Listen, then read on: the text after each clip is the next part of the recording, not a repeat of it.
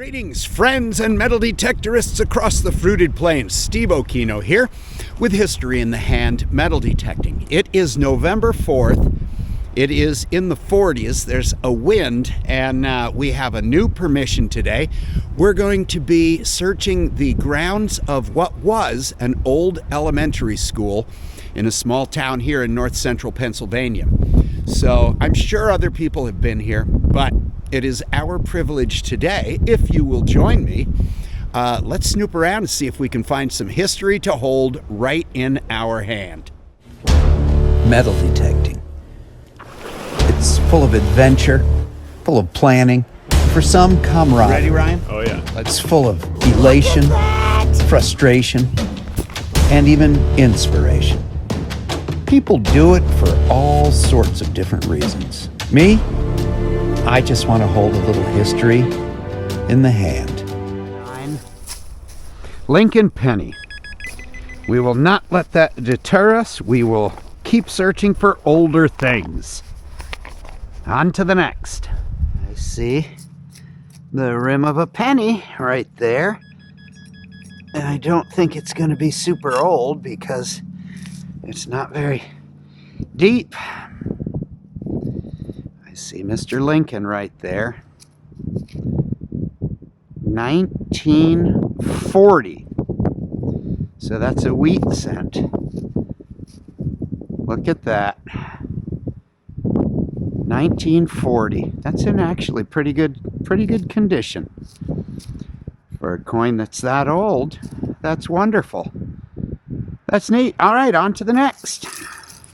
So this is the back of the building here, and then there's a large ravine, and then I think over there is where the kids played, where they went for recess.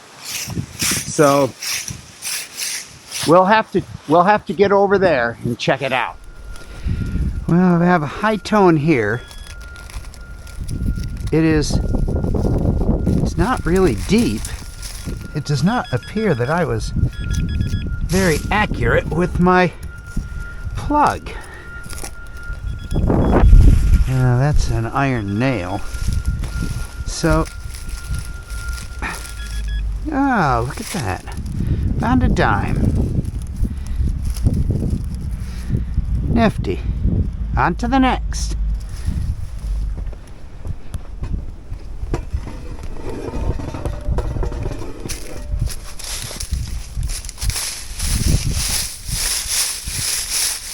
Well, that took me very deep into the ground.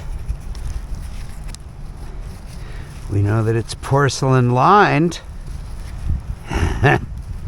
but it's a mason jar lid. And to my knowledge, there is not gold coins in it. Yeah. Oh well. On to the next. So there is the schoolhouse there. Then there's a bridge across the ravine, and then there is this flat area that I assume is where recess occurred. So we will snoop around and see if we can find anything where the kids were rambunctious. All right, we got a high tone here in what I think was the ball field. And I see a coin. What will it be?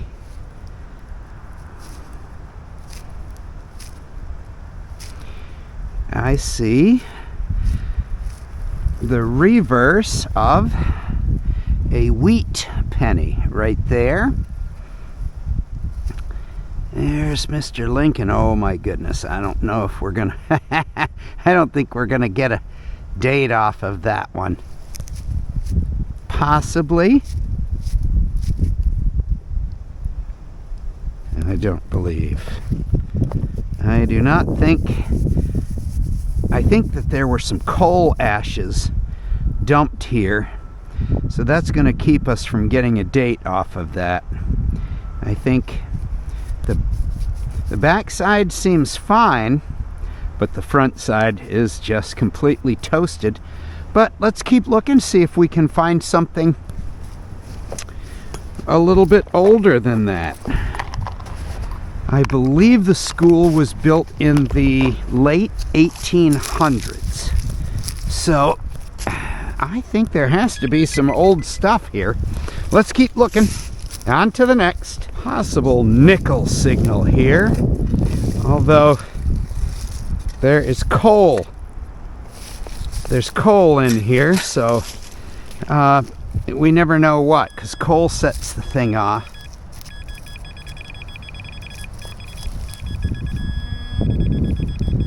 You know what it could also be? A 9mm bullet casing. All right, on to the next. Well, we're out of, well, we're not really out of time. I'm just hungry, so I'm going home. We're going to call it a day. Really didn't find much in the way of relics at all, but we did find some interesting things. Unfortunately, the camera wasn't on when we found an Indian head penny. So let's check out what we found here. You know, it was mostly pennies except for these 2 dimes, and there's 1 bullet shell and an old Boyd's porcelain cap from a mason jar. So bunch of 60s and 70s pennies. Got quite a few Wheaties, you know, for the little time we were able to do. And we found this beautiful 1901 Indian head. The back is, that ain't gonna happen, Captain. But that was really interesting. So in just a second here, I'm gonna knock on the door and show the property owner what we found here. But that's pretty nifty. Thanks for sticking along with us today. It was fantastic to have you with us, and as always, you're invited to join us again. If you are not looking for it, you are not going to find it. So come on back and join us next time, right here on History in the Hand.